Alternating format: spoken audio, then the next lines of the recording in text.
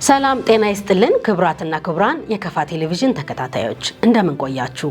ለዕለቱ ያዘጋጀንላችሁን ዜናዎች ይዘን ቀርበናል። ከዜናዎቹ ጋር ምህረት ብርሃኑ ቆይታ አደርጋለሁ። ወደ ቀዳሚ ዜና ስናልፍ በሁሉም ዘርፎች የተጀመሩ የሪፎርም ስራዎችን ከግብ ለማድረስ ሁሉም ባለድርሻ አካላት ሊረባረቡ እንደሚገባ የከፋ ዞን ብልጽግና ፓርቲ አመራሮችና አባላት ተናገሩ። በዞኑ ከቃል እስከ ባህል በሚል መሪ ቃል ሁለተኛ ዙር የብልጽግና ፓርቲ አጠቃላይ መደበኛ ጉባኤ በሁሉም መሰረታዊ ድርጅቶች ተካሂዷል። ሳሙኤል ቆጭቶ ያዘጋጀውን ዘገባ ብሩክታዊት ብርሃኑ ታቀርበዋለች። መድረኩ በዞኑ የተጀመረውን ልማት ለማስቀጠል ዘላቂ ሰላም ለማረጋገጥና መልካም አስተዳደርን ለማስፈን እንዲሁም አመራሩ ቃሉን የሚያድስበትና ተነሳሽነትን ለመፍጠር የሚያስችል ነው ተብሏል። በመድረኩ ተገኝተን ያነጋገርናቸው የፓርቲው አመራሮችና አባላት ስለ መርህ ቃሉ መነሻ ሀሳብና ፓርቲው ባለፉት ዓመታት ያስመዘገባቸውን ውጤቶች አብራርተዋል። አክሊሉ አማደ እባላለሁ። የከፋ ዞን ግብርና ልማት መምሪያ ምክትል ኃላፊና የብልጽግና ፓርቲ አባል ነኝ። እንግዲህ መርህ ቃሉ ከቃል እስከ ባህል ነው የሚለው። ይሄ ማለት ፓርቲያችን ባለፉት ዓመታት በርካታ ነገሮችን የተናገራቸውን የጻፋቸውን በተግባር እየፈጸመ ነው። እነዚህ ተግባራት ደግሞ በህዝባችን ማህበረሰባችን ውስጥ ባህል የሆኑ ናሉት። ባህል ይሁን ለምሳሌ በአሁኑ ሰዓት የአረንጓዴ አሻራን ጉዳይ ህዝባችን ባህል አድርጓል። ማህበረሰባችን ከምሁር እስከ አርሶ አደር ባህል አድርጎታል ማለት ነው። ሌሎች ኢኒሼቲቮችንም ቢሆን የመንግስታችንን ቃላት ወደ መሬት መንግስታችን የተናገረውን ነገር ፓርቲያችን የተናገረውን ነገር ወደ መሬት ያወረደ ስለሆነ እነዚህ ነገሮች ህዝባችን ውስጥ በባህላዊ መልኩ የእለት ተእለት ተግባራት እየሆኑ ስለሆኑ ባህል እየሆኑ ሄደዋል። እነዚህ ነገሮች አጠናክሮ ማስቀጠል ነው የሚል ነው ቃሉ። እስካሁን ባለው ሁኔታ ሲያሰለጥን የነበራቸው ነገሮችም ሲያወያይ የነበራቸው ነገሮች እስካሁን ያመጡት ለውጥ እጅግ በጣም ከፍተኛ የሆነ ለውጥ አለ። ከሀገር ጀምሮ እስከ ዞናችን እስከ ክልላችን ድረስ ከፍተኛ የሆኑ እስከ አካባቢያችን ከፍተኛ የሆኑ ለውጦች አሉ። አሁን ባለው ሁኔታ ደግሞ ለቀጣይ ይሰራሉ ተብሎ አሁን በዝርዝር የቀረቡ ነገሮች እጅግ በጣም ደስ የሚሉ ኢትዮጵያን ከፍታ እውነትም ፓርቲያችን በሚያስበው ልክ የሚያደርሱ ስለሆነ ቀጣይ ይህን ተከፋፍለን ለአንዱ የሚጣል ሳይሆን ሁላችን በየፊናችን ኢትዮጵያን ለማሳደግም ብሎም ሀገራችን ከሌሎች ሀገር ጋር እኩል ካደጉት ሀገር ጋር እኩል ደረጃ ላይ የምትደርስበትን የጋራ የሆነ ሀሳብ ይዘን የጋራ የሆነ ግብ ይዘን እንደ ፓርቲ ከሰራን ለውጥ እናመጣለን። አሁን ዛሬ የብልጽግና ፓርቲ እስካሁን በሰራቸው ስራዎችና ዛሬ ከቃል ወደ ባህል በሚል መርህ ቃል ውይይት እያደረግን ነው ያለነው። እንግዲህ ቃል ነበረ። ቃልን ወደ መርህ ወደ ተግባር እንዴት ተቀየረ የሚለውን ነገር የማየት አይነት አዝማሚያ ነው ውይይቱ እየተካሄደ ነው። ከውይይት ተነስተን ስለመጣን ነው። ውይይቱ እንግዲህ እስካሁን ብልጽግና ፓርቲ እስካሁን እየሰራቸው ያላቸው ነገሮች ምን ተግባር ደርሻለሁ፣ ከምን እስከ ምን መጥቻለሁ የሚለው ነገር ሪፖርቶች እየቀረቡ ነበረ። በኢኮኖሚ ዘርፍ ምን ተግባር ተሰራ፣ በማህበራዊ ዘርፍ ምን ስራ ተግባር ተሰራ፣ በዲፕሎማሲ መልክ ምን ተግባር ተሰራ። ስለዚህ የህዝብ ተጠቃሚነትን ከማምጣት አንጻር ይህ መንግስት እስካሁን እየለፋቸው ያላቸው ነገሮች ግልጽ በሆነ መልኩ ቀርቦ በፌዴራል ደረጃ የቀረቡ ሰነዶች እንደወረደ ቀርቦ እኛም እየተወያየንበት እያየንበት ነው ያለ ነው። ባለፉት 5 ዓመታት በርካታ ውጤቶች ተገኝቷል። በፖለቲካውም በኢኮኖሚውም በማህበራዊውም በዲፕሎማሲውም በርካታ ውጤቶች ተገኝቷል። ለምሳሌ ከኢኮኖሚው አንጻር በርካታ ውጤቶች ተገኝቷል። የኢኮኖሚ ሪፎርሞች ተደርጓል። የአንደኛ ሪፎርም ተደርጓል። የሁለተኛ ሪፎርም ተደርጓል። ከዚህ አንጻር በርካታ ኢኒሼቲቮችም ተደርጓል። ከኢኮኖሚ አንጻር በርካታ ውጤቶች መጥቷል። ከፖለቲካውም አንጻር በርካታ ለውጦች መጥቷል። ፖለቲካውን አንጻር በርካታ ስልጠናዎች ተሰጥተዋል። ከዚህ አንጻር በህዝባችን ውስጥ በርካታ ለውጦችን አመጥቷል። መደማመጥን መታየትን አመጥቷል። በማህበራዊ ዘርፍም በትምህርት በጤና በርካታ ለውጦች መጥተዋል። እንደዚሁም በዲፕሎማሲ መስክም አገራችን ከጎረቤት አገሮች አልፋ ሌሎች ሀገሮችም ከዲፕሎማሲ አንጻር የተሻለ ውጤት አመጥታለች። ለዚህም በርካታ ማሳያዎች አሉ። ከዲፕሎማሲ አንጻር ለምሳሌ በአሁኑ ሰዓት የብሪክስ አባል ሆነናል። የባህር በር እያገኘን ነው ያለ ነው። እነዚህ በርካታ ነገሮች ውጤቶች መጥተዋል ባለፉት 5 ዓመታት። በስራ ሂደት ላይ ያጋጠሟቸውን ችግሮች አብራሩት አስተያየት ሰጪዎቹ የቀጣይ ትኩረት አቅጣጫዎችን አመላክተዋል። በመጨረሻም በሁሉም ዘርፎች የተጀመሩ የሪፎርም ስራዎች ከግብ እንዲደርሱ ጉዳይ የሚመለከታቸው አካላት የበኩላቸውን ድርሻ እንዲወጡ ጥሪ አቅርበዋል። ባለፉት 5 ዓመታት ፓርቲያችን በርካታ ውስብስብ ችግሮች ውስጥ ሆኖ በርካታ ውጤቶችን አመጥቷል። አሁንም የለውጦቹን ለማስቀጠል አመራራችንና አባላችን ህዝባችንን በማስተባበር የህዝባችንን ችግር በመለየት በፍጥነትና በፈጠራ ባለመድከም ባለመታከት የህዝባችን ችግር መለየት ህዝባችን ውስጥ ያለውን ችግር መፍታት አለበት። የመልካም አስተዳደር ችግር የልማት ችግር መፍታት አለበትና ይሄን ካደረገ ደግሞ ህዝባችን በቀጣይ ከውጭ እርዳታ ከልመና የጸዳና ራሱን በራሱ መኖር የሚችል ጠንካራ ህዝብ እንፈጥራለን። ጠንካራ ህዝብ በፈጠረን ቁጥር ደግሞ አገራችን ኢትዮጵያ በዓለም ደረጃ ምን በአፍሪካ ደረጃ ጠንካራ አቅም ያላት ሀገር በዓለም ደረጃ ተመሰከረች ሀገር ትሆናለችና በዚህ ልክ ሁላችንም ከሰራን ኢትዮጵያ ሀገራችንን ብሎም አካባቢያችንን ማሻገር እንችላለን የሚል አስተያየት ነው አለኝ።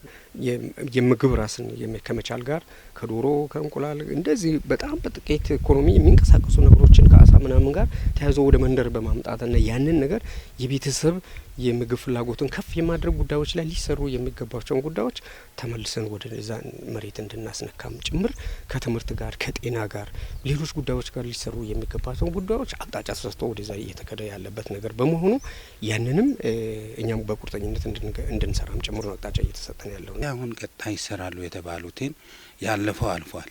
አሁን ቀጣይ የሚሰሩ ስራዎችን እጅግ በጣም ነቅሰን ይዘን ምናሳካ ከሆነ የሀገራችን የሚለወጣል፣ አካባቢያችን የሚለወጣል፣ እኛም ራሳችን ልንለወጥ እንችላለን የሚል ግምትና ሀሳብ ነው ያለኝ። መድረኩ ያለፉ የስራ አፈጻጸሞች የታዩ ስኬቶችና በሂደቱ ያጋጠሙ እጥረቶች በአግባቡ የሚፈተሹበት እንዲሁም ለቀጣይ ትግሎች የጋራ አረዳድ የሚፈጥር መሆኑም ተገልጿል።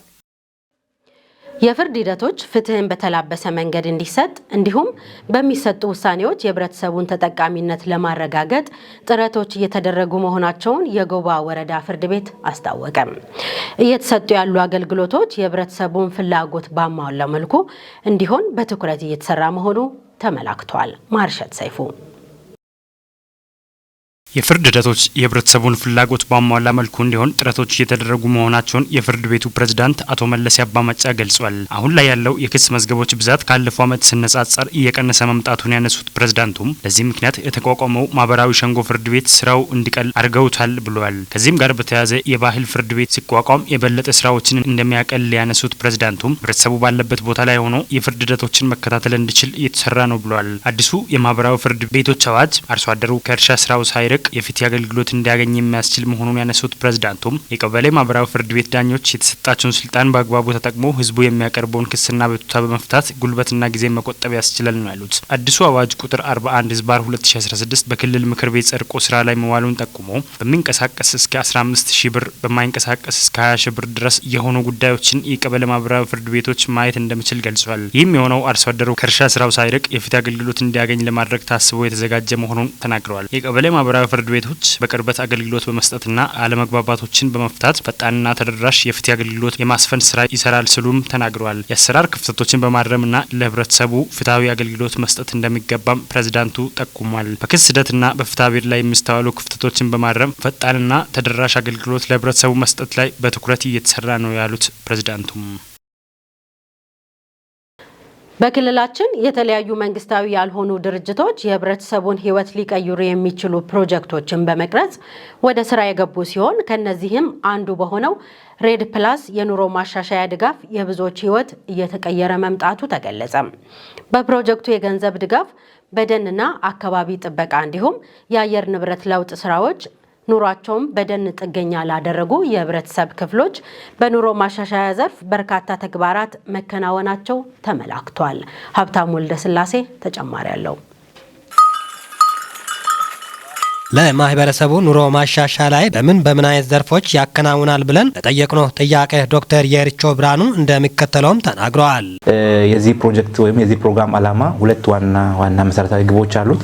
አንደኛው በተፈጥሮ የቆየውን ደን በዘላቂነት ህልውናው ማረጋገጥ ጉዳይ ነው። ሁለተኛው በደኑ ላይ ህይወታቸው መሰረት ያደረገን ማህበረሰብ ኑሮ ማሻሻያ ማድረግ ነው ማለት ነው። ስለዚህ በእነዚህ ሁለቱ ዘርፎች ዋና ግቡን ስናየው ዘርዝረን ማየት እንችላለን። ለምሳሌ በመጀመሪያው ግብ ያው ነባር ደኑን ከማቆየት አንጻር በአሳታፊ ደን አስተዳደር ከልለን ደኑን እንዲሁም የቆዩትን ደኖች በማቆየት ቀጣይ ደግሞ አዲስ ተከላ በማድረግ ያለውን ደን ሽፋን መጨመር ነው የነበረው ግቡ።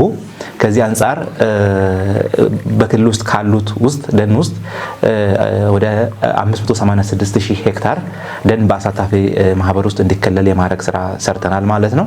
ከዚህም በተጨማሪ ደግሞ ወደ 15000 የሚጠጋ አዲስ ደን ተከላ በተራቆቱ ቦታዎች ላይ በተጎዱ መሬቶች ላይ ተከላ በማከናወን ደን ያልነበረውን ቦታ ወደ ደን የማድረግ ስራ ሰርተናል።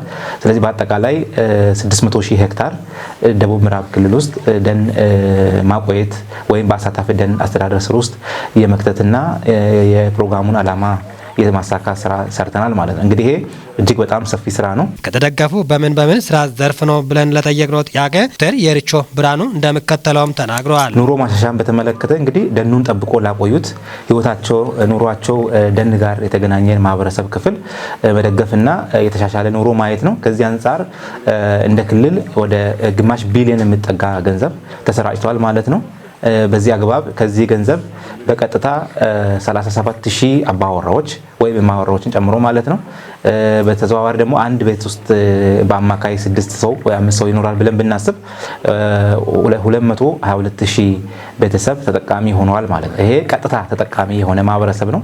ስለዚህ ደኑን ያንን ቅድም ነገርኩህን 600000 ሄክታር ደን ስናቆየው የሚጠቀመው በላይቭሊሁድ ድጋፍ የሰጠነው ማህበረሰብ ብቻ ሳይሆን እንዲሁም ከደኑ ውጭም ያሉ የክልሉ ማህበረሰብም አጠቃላይ መንግስትም አገርም ተጠቃሚ ከመሆኑ ጋር ተያይዞ የዚህ ፕሮግራም አገልግሎትና ጥቅሙ እጅግ በጣም ከፍ ያለና ለሀገርም አልፎም ደግሞ ለዓለምም የኛ ደን የአየር ንብረት ለውጥን ከመቋቋም አንጻር ያለው ፋይዳ ሰፊ ከመሆኑ ጋር ተያይዞ እንግዲህ ቀጥታ ገንዘብ ድጋፍ የሰጠነውን ወይም ገንዘብ ያገኙትን ሰዎች ነው ቅድም የቆጠር ነው እንጂ ከዛ ውጭ ግን ተጠቃሚነቱ አገልግሎቱ ዓለም አቀፋዊ መሆኑንም በዚሁ አጋጣሚ ለመግለጽ ፈልጋለሁ ማለት ነው። ከበጀት ስርጭት ጋር ተያይዞ እንደ ክልል ለሁሉም አካባቢዎች በምን ልክ በጀት ይሰራጫል ብለን ለጠየቅነው ጥያቄ ዶክተር የሪቾ ብርሃኑ እንደሚከተለውም ተናግረዋል። በጀት ስርጭትን በተመለከተ በጀት የኛ የምንከተለው የመንግስትን መደበኛ የበጀት አሰራር ስርዓትን ነው። ያ ማለት ገንዘቡ ከኖርዌይ መንግስት ወይም ከዴንማርክ መንግስት ቀጥታ ወደ ኢትዮጵያ ገንዘብ ሚኒስቴር ይገባል። ገንዘብ ሚኒስቴር ደግሞ ገንዘቡን ወደ ክልሎች ወደ ፋይናንስ ቢሮዎች ይልካል። ፋይናንስ ቢሮዎች ጋር ከክልሉ ሬድ ፕላስ ማስተባበሪያ ዩኒት ጋር በመተባበር ወደ ቀጥታ ወደ ወረዳ ተጠቃሚ ወረዳዎች ገንዘቡ ስርጭት ይደረጋል ማለት ነው። ስለዚህ ከዚህ አግባብ ስናየው የመጣልን ገንዘብ በአግባቡ ለማስተላለፍ ይችላል ማለት ነው። ነገር ግን ውስንነቶች እዛም እዚህም አይጠፉም። ከአፈጻጸም አንጻር አንዳንድ ጊዜ ታች የመጣውን ገንዘብ በወቅቱ ወደ ወጪ ቀይሮ ለታለመለት ዓላማ አውሎ ገንዘቡን በሚገባው ፕሮጀክቱ በሚጠብቀው ልክ አወዳድቆ አለመመለስ ነገር ይስተዋላል። ከዛ ጋር ተያይዞ የመምጣት የነበረበት የተወሰነ ገንዘብ በሆኑ ወቅቶች ላይ ሳይመጣ ቀርቷል ማለት ነው። ያ የሆነበት ዋና ምክንያት ምንድነው? የሚሰጠን አካል ቀድሞ የላከውን ገንዘብ ወደ መሬት ላይ ማውረዳችን የሚያረጋግጥ እነሱ በወረቀት ይልኩልናል፣ እኛ ደግሞ እነሱ በገንዘብ ይልኩልናል፣ እኛ በወረቀት ሪፖርቱን መመለስ አለብን። ከዚህ አንጻር ስናይ አንዳንድ ወረዳዎች ላይ ወጣ ገባ ነገሮች ይስተዋላሉ። ሪፖርት ማዘግየት ከዛ ጋር ተያይዞ እንግዲህ ሪፖርት ሳይመጣ ሲቀር የሄደው ገንዘብ አለ ብሎ ስለሚያስቡ ያንን ተመጣጣኝ ገንዘብ የመያዝ ነገሮች ነበሩ።